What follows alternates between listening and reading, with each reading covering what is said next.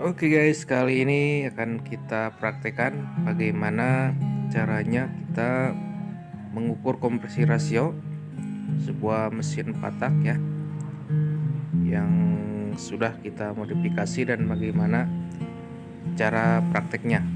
Pertama-tama kita siapkan dulu engine yang sudah siap rakit ya. Untuk klepnya sudah terpasang, pastikan tidak ada kebocoran. Pokoknya untuk head dan engine-nya udah siap pasang ya. Dan untuk piston di ringnya juga dipasang, dan untuk bloknya dikasih sedikit grease. Nah, ini supaya merapatkan celah ring ya, jadi tidak ada kebocoran nanti pada saat dilakukan pengukuran menggunakan cairan guys. Kemudian kita pasangkan bloknya yang sudah dikasih stempet tadi ya, lalu ditopkan di posisi TMA seperti ini. Dibersihkan dulu sisa-sisa daripada grease atau stempetnya ya, supaya menutup celah. Dan kemudian kita pasang head berikut gasket yang akan kita pakai ya. Gasket ini mempengaruhi volume silinder head yang akan diburet, jadi tebal tipisnya itu akan berpengaruh. Kemudian kita masukkan cairan ke dalam lubang busi ya guys. Cairan yang sudah dimasukkan ke buret lalu dimasukkan ke dalam lubang busi dan dilihat hasilnya sampai penuh ya. Ini kita sudah dapat hasilnya. Oke guys, setelah dilakukan pengukuran, kita akan hitung dimasukkan ke dalam rumus ya. Itu sudah ada rumusnya. RC ini adalah rasio kompresi yang akan kita cari berbanding 1. Ini formulanya adalah volume silinder atau VC ya, ditambah VCH itu adalah volume silinder head hasil buret. Ini hasil buret ya, hasil buret murni karena setelah dikurangi volume lubang busi.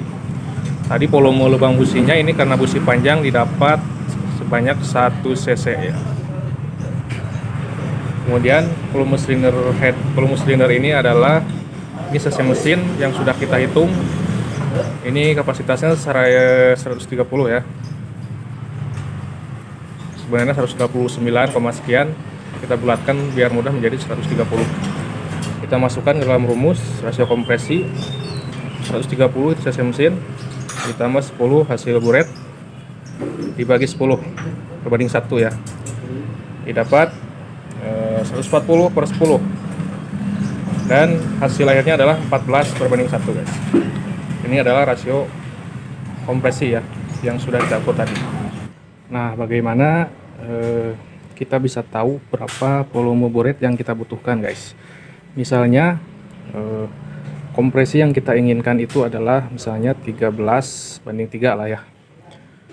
Kita dengan cc mesin 130, berapakah volume buret yang kita butuhkan? Jadi formulanya tinggal dibalik. Ini volume buret yang kita butuhkan adalah 130, tinggal ini dipindah dibagi ke sini dengan pindah ruas, maka harus dikurangi 1. 13,3 dikurangi 1 menjadi 12,3. Seperti itu ya rumus matematikanya. Jadi tinggal dibagi saja, 130 dibagi 12,3, maka volume yang kita butuhkan adalah sekitar 10,5. Seperti itu guys.